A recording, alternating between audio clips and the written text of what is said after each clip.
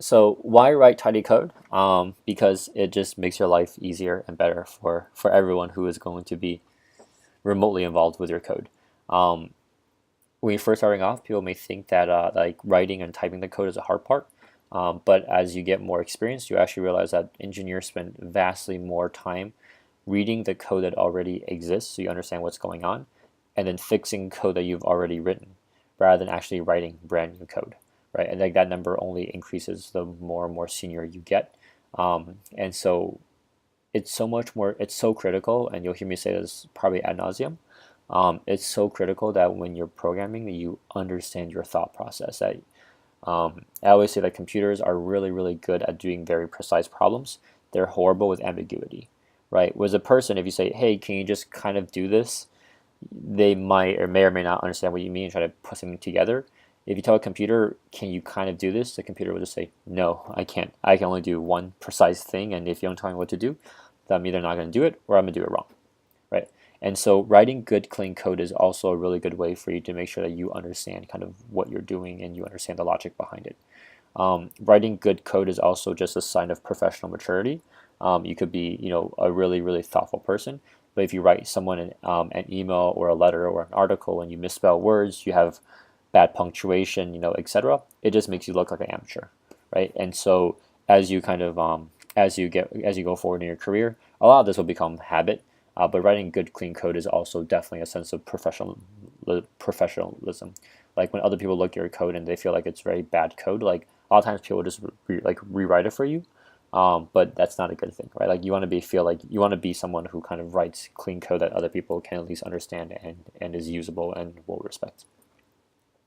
So so we're only talk about two quick things here under the tidy code section. The first one is this idea of indentation. So you might have seen this already in terms of kind of how we indent code, but there is a way to do it, right? And the rules for code indentation is actually remarkably simple.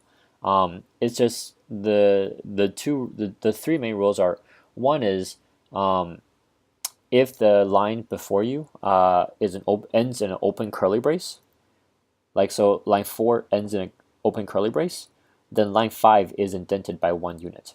And when I say 1 unit, I know there's a lot of people with very strong feelings for either spaces or tabs. For me, I couldn't care less. I don't think it matters that much.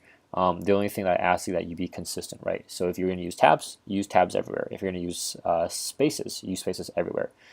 Don't use like 3 spaces here and then 1 space there and then a tab there and then like 2 spaces somewhere else. Like that makes your code really unprofessional and in some cases quite unreadable.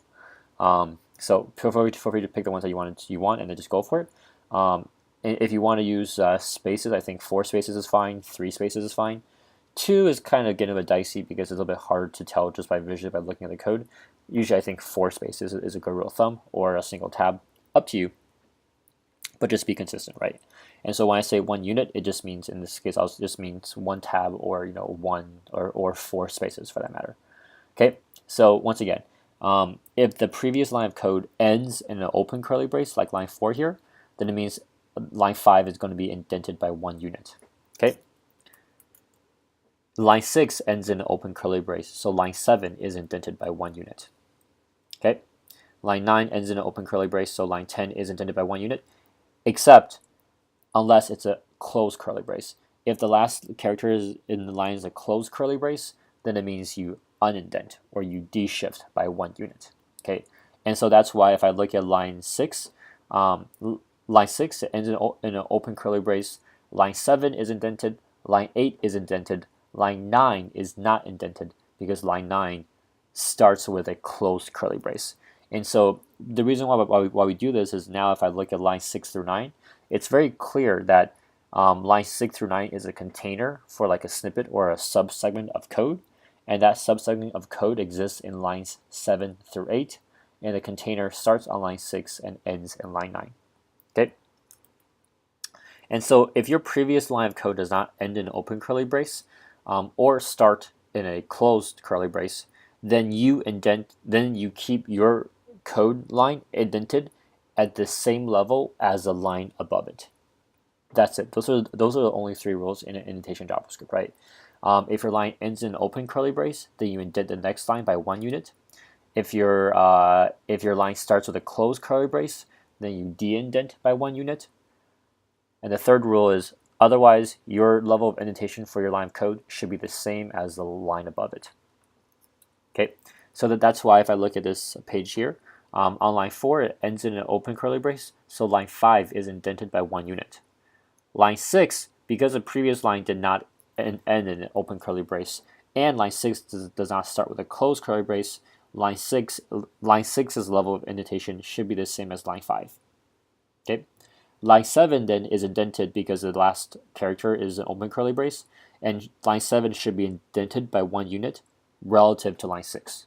So relative to line 4, line 7 is indented twice, but we only care about line 7 because it's relative to the line right above it, right, which ends in an open curly brace. Line 8 is the same level as line 7 because line 7 does not have a curly brace, or neither does line 8. And then line 9 is de-indented by 1 unit because it starts with a closed curly brace. And so as we go through all of that, hopefully everything on this page makes sense. But as you program more and more, you also just get a more conceptual feel for indentation. Ultimately, all indentation tells us to do is saying, hey, these lines of code are together, right? They're associated in some way. If I look at the spacing here, the indentation that goes from lines 4 through 12, right? Line 4 ends in an open curly brace. Line 12 ends or starts with a closed curly brace, right? And that just tells me that everything between lines 5 through 12 is part of the same code block. It's part of the same code segment, right? And indeed, if I look at between lines 5 through 11, it's very clear to me that they're all indented by at least 1 unit, right? And so visually, it just makes the code a bit easier to read. When people look at your code, they know where one function starts, or where one if loop or if block starts, or where one for loop starts. Any questions on indentation? So if you're looking at line 9, where it ends in an open curly brace, the reason 10 isn't indented because it starts with a closed curly brace? Right, because on line 10, that closed curly brace closes the curly brace that was open at the end of line 9. Got it. Yep. Does the program error out if the indentation is not proper? No. I mean, it might, but it depends. There's software like linters that help you clean up indentation stuff, but they work when you know what you're doing. And the reason why I say that is because as you're writing code top down, a lot of editors will automatically indent the code for you. The problem that you run into is if you write code and then you have to go back and fix something, which I guarantee you will 100% have to do. If you go back and you edit some code, most editors will not readjust all the code accordingly, right? So if I go in here and I delete lines, and I delete, for example, line 6, 9, and 10, it won't adjust lines 7 and 8 for me automatically.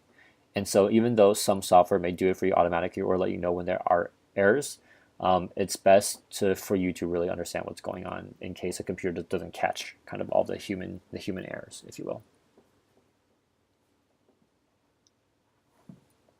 Cool. Any other questions?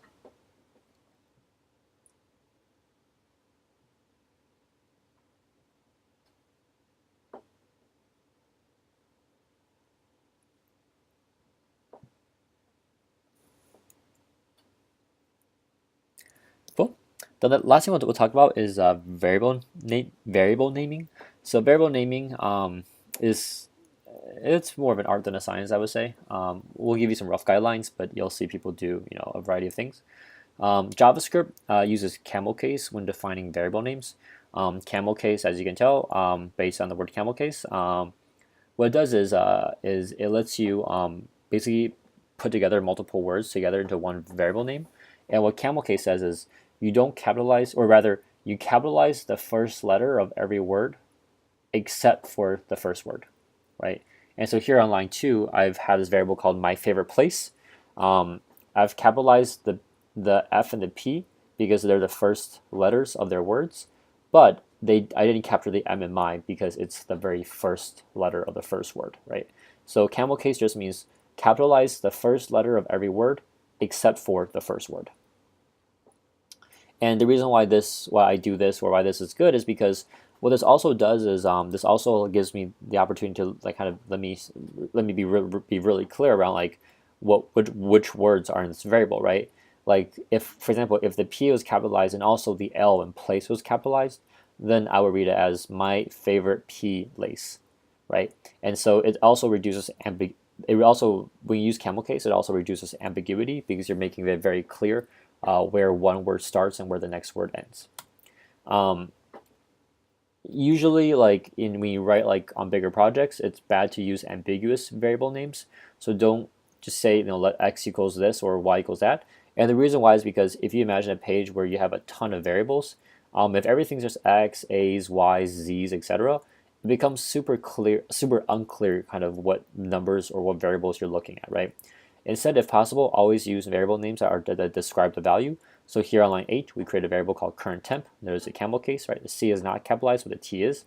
And we use camel case, right? And when you have a variable called current temp equals 68, if someone else was to look at this variable, they might not know exactly, maybe which conversion you're using, but they know that this value represents the current temperature, right? So it's just small details like this that makes your code easy to read, and also makes it easier for other people to read, which is very, very critical. In certain cases, like when you're doing like a for loop or a loop and you're using things as counters, we'll talk a little bit more about for loops in the next couple of days.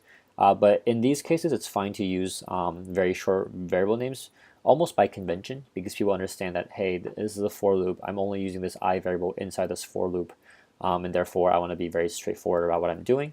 But there's also nothing stopping you here from using more robust variable names as well, right?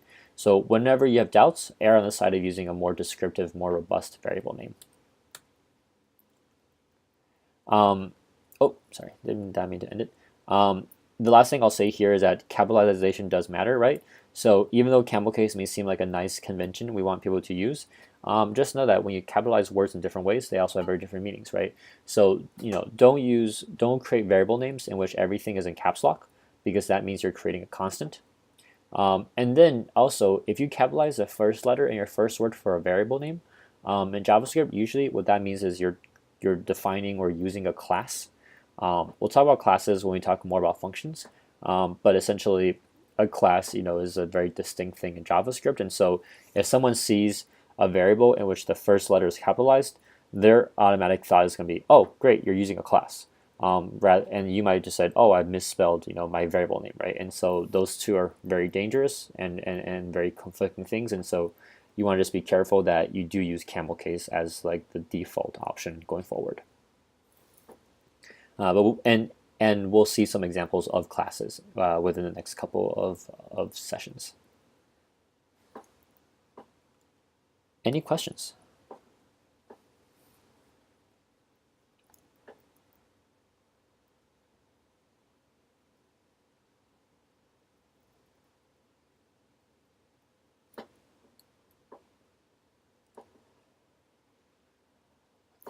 Cool. All right, if they're not, I'm gonna stop the recording.